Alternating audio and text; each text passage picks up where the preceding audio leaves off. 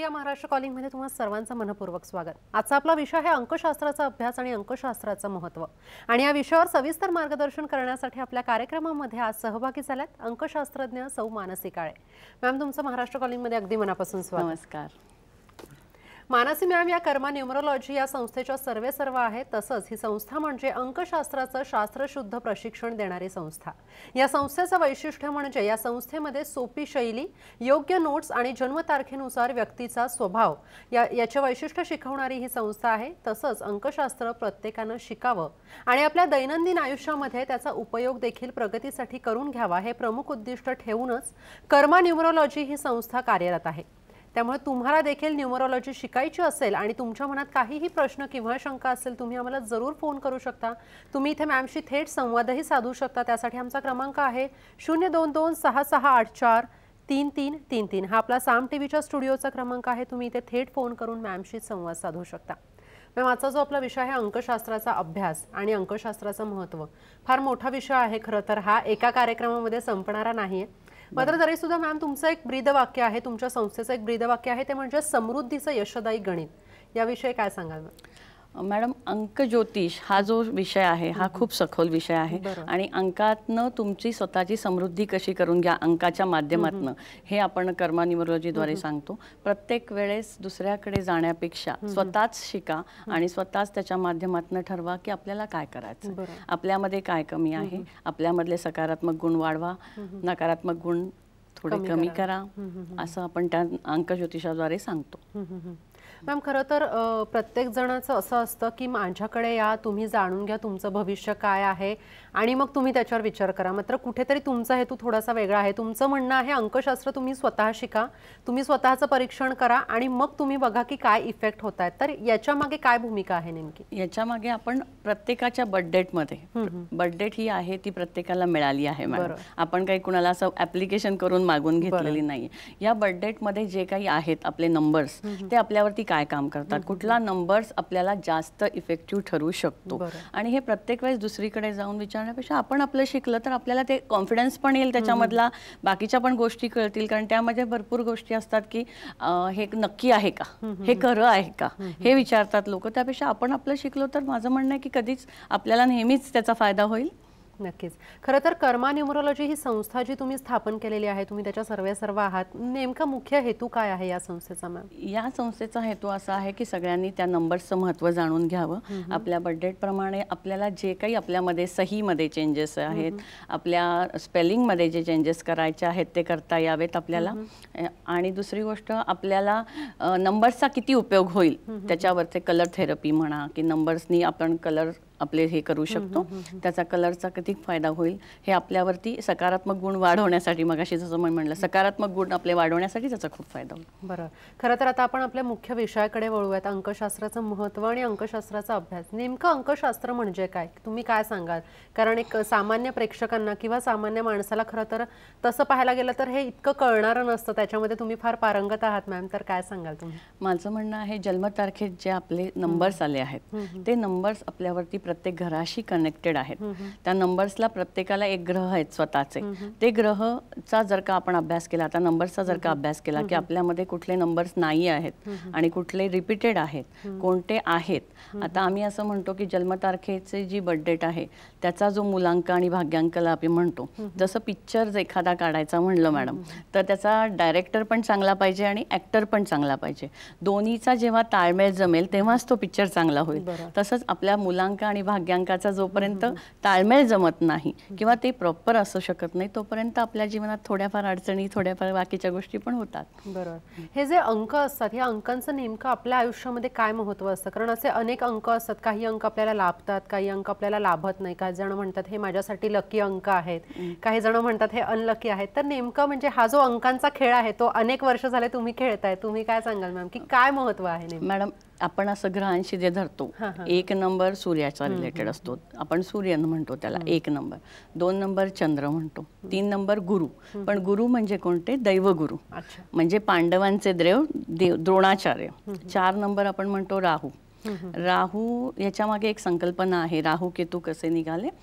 जेव्हा समुद्र मंथन होत होतं तेव्हा एकीकडे देव होते, एकीकडे राक्षस होते आणि देवांमधला एक राक्षसांमधला एक राक्षस उठला आणि देवांच्या लाईनमध्ये बसला. तेव्हा विष्णूनी याचं अमृत वाटत होते, विष्णू मोहिनीचं रूप घेऊन. तेव्हा त्या राक्षसांनी अमृत पिलं. अमृत पिल्यानंतर देवांच्या लक्षात आलं की ह्यांनी अमृत पिलं आहे. तेव्हा देवांनी सुदर्शन चक्र जेव्हा फेकलं तेव्हा त्याचा एक भाग पडला एकीकडे वरचा, त्याला आम्ही म्हणतो 4 नंबर राहू. तो 4 नंबर रिप्रेझेंट ओनली हेड आणि 5 नंबर बुध, 6 नंबर आम्ही ज्याला म्हणतो शुक्र. शुक्र म्हणजे दैत्यगुरु, दैत्यगुरु म्हणजे कौरवांचे देव शुक्राचार्य, दैत्यांचे गुरु. 7 नंबर केतू, जो खालचा पोर्शन राहिला मॅडम त्याला आपण म्हणतो 7 नंबर केतू. 8 नंबर म्हणजे शनी, 9 नंबर म्हणजे मंगळ. या सगळ्या जे आहेत हे तुमच्या बर्थडेटमध्ये वारंवार येणार, प्रत्येक ग्रह येणार, प्रत्येक नंबर येणार. त्या प्रत्येक नंबरचे जे इफेक्ट आहेत त्या ग्रहांचे त्या माणसाला लागतात. बरं. खरं तर अशी सगळी अनेक अशी भरपूर माहिती आपल्याला मॅमकडून जाणून घ्यायची, कारण अशी भरपूर माहिती ते तुमच्यासाठी घेऊन आलेल्या आहेत. मात्र आपण आपल्या कार्यक्रमाचा पहिला फोन घेतोय. कोल्हापूरहून आपल्याशी व्यंकटेश बोलताय. व्यंकटेश, आपला काय प्रश्न आहे? माझं व्यंकटेश धमाळे बोलतोय कोल्हापूरहून. बोला. माझं करिअर विषयी मला माहिती पाहिजे होती. बोला. आपली जन्मतारीख सांगू शकता तुम्ही? 24 ऑगस्ट 1996. पुन्हा एकदा सांगा. 24 ऑगस्ट 1996. 24 हा 24 बरोबर. 24 ऑगस्ट 93 बरोबर. 24 ऑगस्ट 1996. अच्छा. जन्म वेळ सांगू शकता? 7 वाजता सकाळी. सकाळी 7 वाजता. अच्छा. आणि आपला पुन्हा एकदा प्रश्न काय आहे तो सांगा बरं. मला करिअर विषयी गायडन्स पाहिजे होता. आता तुम्ही काय करताय? इंजिनिअरिंग करतोय, डिप्लोमा. ओके. आणि तुमचं शिक्षण आता म्हणजे तुम्ही याच्या आधी काय केलेलं आहे? म्हणजे सॉरी, याच्या आधीचं तुम्ही शिक्षण याच्यामध्येच घेतलेलं आहे इंजिनिअरिंग मध्ये? हा, म्हणजे डिप्लोमा चालू आहे माझा, आता सेकंड इयरला आहे. Okay okay. आपण तुमच्या प्रश्नाचं उत्तर जाणून घेऊया. त्यांनी आपल्याला विचारलंय की त्यांच्या करिअर बाबतीत त्यांना उत्सुकता आहे. आता इंजिनिअरिंगचा डिप्लोमा करतायत ते आणि 24/8/1996 अशी जन्मतारीख आहे त्यांची. सर मॅडम हे करू शकतात इंजिनिअरिंग, प्रॉपर इंजिनिअरिंग यांचं होऊ शकतं. यांच्याकडे 2 वेळा राहू आहे. यांचं जे इंटेलिजन्स पॉवर आहे ती जबरदस्त आहे, मेमरी जबरदस्त आहे. हे स्वतः प्रॅक्टिकल आहेत आणि यांचं इंजिनिअरिंग आरामशीर होऊ शकतं. यांचं फ्युचर खूप चांगलं आहे. बरोबर. खरं तर व्यंकटेश, तुम्हाला तुमच्या प्रश्नाचं उत्तर इथं मॅमने दिलेलं आहे की तुम्ही खूप चांगल्या पद्धतीने अगदी यशस्वीरित्या तुम्ही तुमचं इंजिनिअरिंग पूर्ण करू शकता. मॅम, काही जणांच्या बाबतीत डेफिशियन्सी नंबर जो आपण म्हणतो त्याचं काय महत्त्व आहे? ते देखील एक काहीतरी डेफिशियन्सी नंबर असं देखील काहीतरी असतं, तर त्याची देखील क्युरिओसिटी आम्हाला आहे, तर काय सांगा? कर्मा न्यूमरोलॉजीनी हे शोधलं आहे डेफिशियन्सी नंबर म्हणजे तुमच्या बर्थडेटमध्ये जे नंबर नाही आहे ते तुमच्यावरती काय परिणाम करतात. आता समजा तुमच्याकडे 5 नंबर नाही आहे. 5 नंबर हा बुधाचा नंबर आहे. 5 नंबरचे जे वेगळे वेगळे कॅरेक्टरिस्टिक आहे ते कुंडलीच्या मध्ये येतो. आम्ही जी अंक ज्योतिषाची कुंडली मांडतो त्याच्यामध्ये तो मध्ये येतो 5 नंबर. तर 5 नंबरचं त्या माणसाचा कम्युनिकेशनमध्ये काय प्रॉब्लेम आहे, त्याच्यामध्ये बॅलन्स तो नाही आहे का, या सगळ्या गोष्टी त्याच्यामध्ये नाही आहेत म्हणून त्या अफेक्ट करतात त्याच्या आयुष्यात. त्या अंक नाही आहे म्हणून. पण हा जो डेफिशियन्सी नंबर असतो म्हणजे हे जे सगळं कॅल्क्युलेशन असतं की आपली जी अख्खी जन्मतारीख असते त्याच्यानुसार हे कॅल्क्युलेशन होतं? हो, अख्ख्या जन्मतारखेत जे काही नंबर्स नाही आहेत त्यालाच आम्ही डेफिशियन्सी नंबर म्हणतो की जे नाही आहेत ते तुम्हाला काय इफेक्ट करतात. आणि मी असं म्हणते की जेव्हा मी कन्सल्टेशन करते तेव्हा जे तुमच्यामध्ये नाही आहे ते वाढवा. ते वाढवलं की ऑटोमॅटिकली तुम्हाला जे पाहिजे ते मिळतंय आणि त्या नंबर्सची पॉवर वाढवली जाते. त्यामुळे तुमच्याकडे ऑटोमॅटिकली तुमचं प्रगतीकडे वाटचाल होतीये. बरोबर. आणि याच्याबरोबरीने इको नंबर जे असतं त्याची देखील आपण माहिती जाणून घेऊया. इको नंबर्स म्हणजे जे तुमच्या बर्थडेटमध्ये वारंवार येतात. आता समजा हे आत्ताच्या जे होते त्यांची बर्थडेटमध्ये 24 होता पण त्यांच्यामध्ये 1996 होता, तर 2 वेळा 9 आला. तर 2 वेळा 9 आला तर त्याचे काय इफेक्ट्स होतील त्यांच्यावरती. जो नंबर एक्स्ट्रा मध्ये जातो तेव्हा तो काय इफेक्ट देतो, तो एकदा आला तर काय इफेक्ट देतो, तो 2दा आला तर काय देतो, 3दा आला तर, असे वेगवेगळे प्रकार आपण कर्मा न्यूमरोलॉजीमध्ये शिकवतो की त्या नंबर्सचं महत्त्व. तो एकदा आला तर किती, 2दा आला तर किती, तो नसला तर काय होऊ शकतं. माझं म्हणणं आहे की बर्थडेट बघितली की इमिजिएट प्रेडिक्शन करता यायला पाहिजे की त्या माणसाचे स्वभाव वैशिष्ट्य, स्वभाव गुण यायला पाहिजे. हे कर्मा न्यूमरोलॉजी करते. बरोबर. खरं तर आपण आपलं जर स्पेलिंगच अख्खं बदललं किंवा आपण आपलं जर अख्खं नावच बदललं तर त्याचे काय परिणाम आपल्यावर होऊ शकतात किंवा आपल्या अख्ख्या आयुष्यावर होऊ शकतात हे सगळं आपल्याला जाणून घ्यायचं आहे. मात्र इथे आपण घेतो एक छोटासा ब्रेक. तुम्ही कुठे जाऊ नका, पाहत राहा महाराष्ट्र कॉलिंग.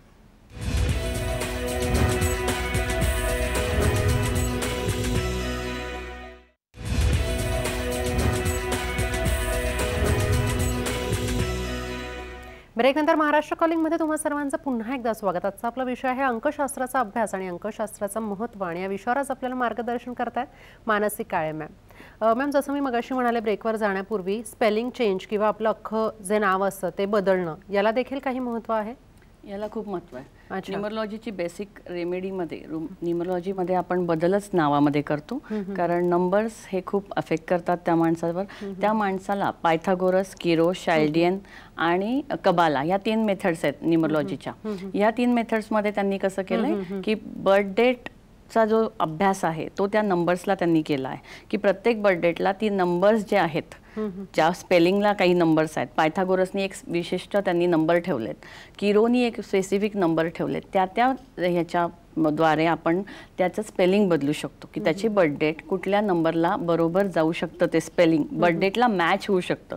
त्याच्यावरती जर का तुम्ही ठेवलं तर त्या माणसाचा नक्कीच जास्त चांगला फायदा होऊ शकतो.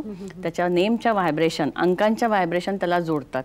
पायथागोरसच्या वेगळे आहेत, किरोचे वेगळे आहेत. कोणी पायथागोरस फॉलो करतो, कोणी किरो फॉलो करतो. कर्मा न्यूमरोलॉजी दोन्हीचा समन्वय साधून एक स्पेलिंग बनवतं, ते त्या माणसाला फायदेशीर ठरतं. बरोबर. म्हणजे खरं तर आपलं नाव आपल्यासाठी फार महत्त्वाचं, म्हणजे ती आपली एक ओळख असते असं म्हटलं जातं. आणि आजकाल जर आपण पाहिलं तर अनेक जण नाव बदलतात न्यूमरोलॉजीच्या हिशोबाने किंवा स्पेलिंग चेंज जसं तुम्ही म्हणताय. मॅम, हे जे कर्मा न्यूमरोलॉजी आहे हे कशा पद्धतीने काम करतं? कर्मा न्यूमरोलॉजी ही बेसिक तुम्हाला शिकवते की बर्थ डेटचं प्रेडिक्शन कसं करा, अंक ज्योतिषाचा अभ्यास कसा करा, बर्थ डेटला काय तुम्हाला सपोर्टेड असेल, कोणते कलर्स तुम्हाला सपोर्टेड असतील, कोणता विषय तुमच्यासाठी चांगला असेल, कुठला नंबर्स तुमच्यासाठी चांगला असेल, लकी नंबर्स कोणता असेल तो तुमच्यासाठी चांगला असेल. बरोबर. खरं तर कर्मा न्यूमरोलॉजी कसं काम करते ते आता आपण पाहणार आहोत एका क्लिपच्या माध्यमातून. एक छान क्लिप खरं तर आज आपल्याकडे आहे आणि आपण त्याच माध्यमातून पाहणार आहोत. आणि ती त्या क्लिपमध्ये खरं तर सगळं दिलेलं आहे की मॅमनी कशा पद्धतीने त्यांच्या मुलांना शिकवलेलं आहे किंवा त्यांची जी पद्धत आहे, जी शिकवण्याची पद्धत आहे ती कशी आहे, ते सगळं आहे. ती आपण सगळी माहिती आत्ता पाहूया.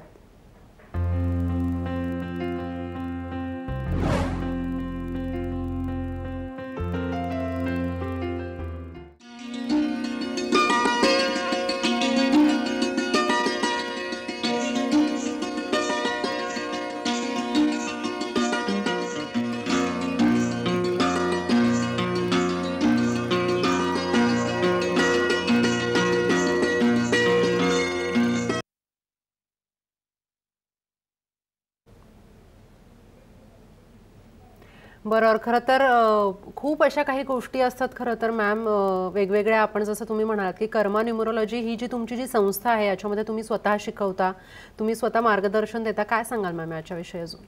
मी या कर्मा न्यूमरोलॉजीमध्ये आपला 2 दिवसाचा कोर्स असतो. या 2 दिवसाच्या कोर्समध्ये आपण 1 दिवस पूर्ण सकाळी जे असतं, 1 दिवस आपण पूर्ण बर्थ डेट कशी प्रेडिक्ट करायची याच्यामध्ये आपण त्याचा भाग्यांक मूलांकाचा अभ्यास, त्यानंतर तुमचे मिसिंग्स नंबर, तुमचे इको नंबर्स, त्यानंतर आपण कुंडली मांडतो मॅडम. जसं ज्योतिषशास्त्रात कुंडली मांडतात. अच्छा, म्हणजे अंकशास्त्रात देखील कुंडली मांडली जाते? हो, त्याच्यात कुंडली मांडली जाते. कुंडली हा तुमचा बेसिक कंप्लीट सगळा एक तुमच्या ह्याचा सार आहे बर्थ डेटचं, की त्या कुंडलीमध्ये कुठले कुठले अंक आले, त्याचे वेगळे वेगळे पिलर्स असतात कुंडलीमध्ये. इंटेलिजन्स पिलर तो सांगतो की तुमच्यामध्ये किती इंटेलिजन्स आहे. ॲक्शन पिलर की हा माणूस विचार करतोय पण ॲक्शन करतोय का नाही हे बर्थ डेटवरनं आपल्याला कळतं. Thought pillar, will power pillar की एखाद्याची विल पॉवर जर का कमी असेल तर आपण त्याच्या त्या नंबरनी त्याची विल पॉवर स्ट्रॉंग करू शकतो. इमोशन्स त्या माणसामध्ये किती आहेत ही कुंडली आपल्याला सांगते, आणि ती कुंडली भरणं खूप महत्त्वाचं आहे. आणि ती कुंडली कशी भरायची ते आपण शिकवतो. आणि त्याच्यातनं इमिजिएट तुम्हाला सगळं प्रेडिक्शन करता येतं. त्या माणसाचं पर्सनल इयर कसं आहे, प्रत्येक वर्षी वेगवेगळं इयर येतं कॅल्क्युलेशनच्या हिशोबाने, की आता आज बर्थ डेट आहे तर हे 2015 त्याला कसं जाईल, 2000 मागचं त्याला कसं गेलं होतं हे सुद्धा आपण ग्रहांच्या माध्यमातून, नंबर्सच्या माध्यमातून शोधू शकतो. बरोबर. खरं तर साईन चेंज देखील एक प्रकार असतो की अनेक वेळेला आपली जी सही असते जी आपण करतो ती देखील बदलली जाते किंवा ती अशाच पद्धतीने हवी, अशा पद्धतीने नको, हे देखील काही त्याच्यामध्ये काही नॉर्म्स असतात किंवा काही निकष असतात, त्याविषयी काय सांगाल मॅडम? सही नेहमी प्रोग्रेसकडे जाणारी असावी. ओके. सही नेहमी 30 अंशाच्या कोनामध्ये असावी. त्याच्यामध्ये हर्डल्स नसावेत. ते तुमच्या जीवनात अबस्ट्रॅक्ट करतात. कारण नाव हा तुमचा आरसा आहे. नेम इज यू, म्हणजे ते रिप्रेझेंट करते तुम्हाला. सही बदलो, सही में बदलो, हे नेहमीचं वाक्य आहे की तुम्ही सही बदला. तुमच्यामध्ये तुम्ही मागे नाही जायला पाहिजे. सहीमध्ये सही नेहमी अपवर्डला जायला पाहिजे. सहीमध्ये अंडरलाईन पाहिजे. मॅडम, आपण अंडरलाईन काही महत्त्वाच्या गोष्टी असतात तेव्हा मारतो, तर आपण आपल्याला महत्त्व दिलं तर बाकीचे देतील, असं माझं म्हणणं आहे की त्याच्यात आपण अंडरलाईन करावी, पण ती मागच्या साईडला नाही, ती प्रोग्रेसकडे जाणारी, वर जाणार. शेवटचं अक्षर नेहमी वर असावं. असे बरेचसे काही नॉब्स आहेत ते आपण शिकवतो त्याच्यामध्ये की सही कशी पाहिजे. आणि सहीच ते खेचते. सहीच तुमच्या व्हायब्रेशन खेचते. तुमच्या बाकीच्या गोष्टी असतात त्या सही. एखादा पेपर मॅडम समजा सही करून दिलाय, त्याच्या व्हायब्रेशन ज्या असतात त्याच त्या माणसाला खेचतात. एवढा ढीग असेल पेपरचा, त्यातनं तुमचाच पेपर ओढला जाईल, बरोबर, त्या व्हायब्रेशन त्याला खेचतात. बरोबर. खरं तर या साईन मध्ये कोणते हर्डल्स म्हणजे कोणते अडथळे असतात हे देखील आपल्याला जाणून घ्यायचं. मात्र आपण एक फोन घेतो. ठाण्याहून आपल्याशी मनीषा बोलतात. मनीषा, आपला काय प्रश्न आहे? नमस्कार मॅम. नमस्कार. मी ठाण्यावरनं बोलते. मला मॅडमांना विचारायचं आहे की माझं MSc झालंय आणि मी आता कॉम्पिटिटिव्ह एक्झामची तयारी करते, तर मला यात कितपत यश मिळेल असं विचारायचं. तुमची जन्मतारीख सांगू शकता तुम्ही? हो, 1986. अच्छा. आणि जन्मवेळ तुमची? 7 ते 8च्या दरम्यान. सकाळी, रात्री? सकाळी. सकाळी 7 ते 8च्या दरम्यान. मंगळवार. ओके. आणि ग्रॅज्युएशन तुमचं कशात झालेलं आहे? माझं इनऑर्गॅनिक केमिस्ट्री MSc झालंय मॅम. MSc झालेलं आहे. आणि आता मग काही जॉब वगैरे करताय की आता फक्त या परीक्षांचीच तयारी करताय? नाही, आता या परीक्षेचीच तयारी करते घरी. परीक्षा कधी आहे? परीक्षा अजून डेट नाही आली. फॉर्म्स भरलेले आहेत. तरी साधारण कोणत्या महिन्यात वगैरे असणारे काही अंदाज आहे? असेल ऑक्टोबर. अंदाज तसं नाही, डेट नाही आली, फॉर्म भरलेला आहे. ओके. डेट आलेली नाहीये. कदाचित ऑक्टोबर, आपण असं धरूयात की सप्टेंबर ते नोव्हेंबरच्या दरम्यान मध्ये ही असू शकेल कदाचित एक्झाम. ही 1 नंबरला रूल करते. आता ही बर्थ बघा, 1/7/1986 आहे. ही 1 नंबरला रूल करते. 1 नंबर म्हणजे सूर्य. सूर्य म्हणजे ऑल प्लॅनेटचा